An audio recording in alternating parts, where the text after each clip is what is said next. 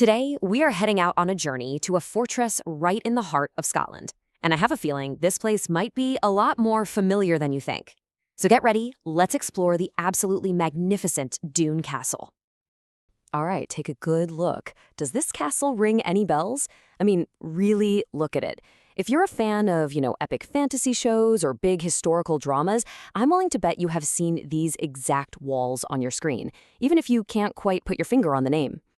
Well, this is Doune Castle. It's a historic fortress with a pretty surprising modern side gig. It's actually become one of Scotland's most popular filming locations, a real on-screen star that's been kind of hiding in plain sight. But, all that screen time has led to a classic case of mistaken identity. In fact, this iconic castle gets confused for another famous Scottish landmark so often that it's almost become a nickname. Yeah, because it's so close to the world-famous fortress in Stirling, tons of people just call this Stirling Castle. But that's not right.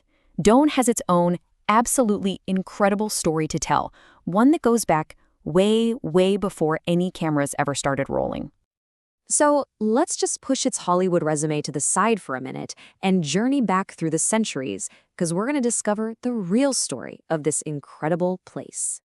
Okay, so its story kicks off way back in the 13th century with its founder, a guy named Sir William de Doune. But things really changed a century later when it was picked up by the super powerful Campbell clan. They were the ones who, in the 16th century, gave the castle this major facelift with all the elegant Renaissance style we still see today. Just think about that for a second.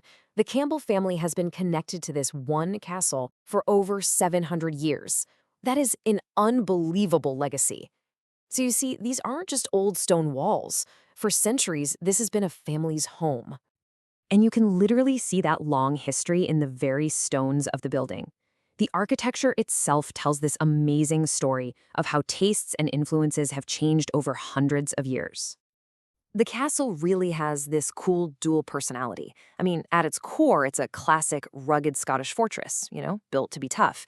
But then, layered right on top of that, you have this elegant French Renaissance style from those 16th century updates. It's this mix of raw power and sophisticated beauty that makes it so unique. Let's step inside, and we'll start with the magnificent Great Hall. Just try to picture it, the centuries of feasts, grand ceremonies, and huge gatherings that happened right under these incredible, soaring ceilings. This room was the absolute heart of the castle's social life. Now, from the grandeur of the hall, let's climb up to the castle keep. This is the oldest, most hardcore defensive part of the whole fortress, and it's in amazing shape. And from the top, whoa, you get these stunning panoramic views of the entire Stirlingshire countryside. Then we step back outside, and the whole vibe just changes completely. After all that imposing stone, you get to the manicured gardens, and it's like a peaceful oasis. It is the perfect spot to just chill and soak in the atmosphere of this historic place. But of course, it's not just the stone walls that tell the story, right? Let's head back inside and take a look at the treasures and the traditions that make Doune Castle a truly living, breathing piece of history. So, inside, the castle is just filled with these amazing artifacts that are a direct link to its past.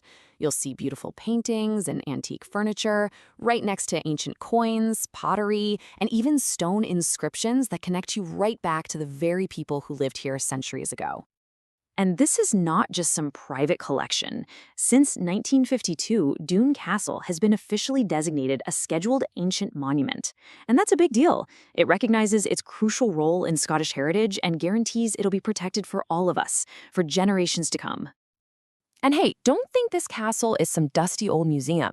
No way. It's a vibrant, active cultural hub. All year round, these grounds come alive with everything from concerts and Highland games to traditional Scottish dances called seelates. They even have a special annual Doune Castle gathering to celebrate the Campbell family's long history. So if all of this has you thinking, I have to see this for myself, well, you're in luck. Let's really quickly run through everything you need to know to plan your own perfect visit. First up, timing.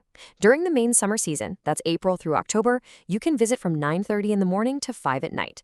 The winter hours are a little shorter, from 10 to 4. I'd say it's always a good idea to just check their website before a winter visit, just in case of any unexpected closures. And what about tickets? Well, the standard adult price is a very reasonable £7.50.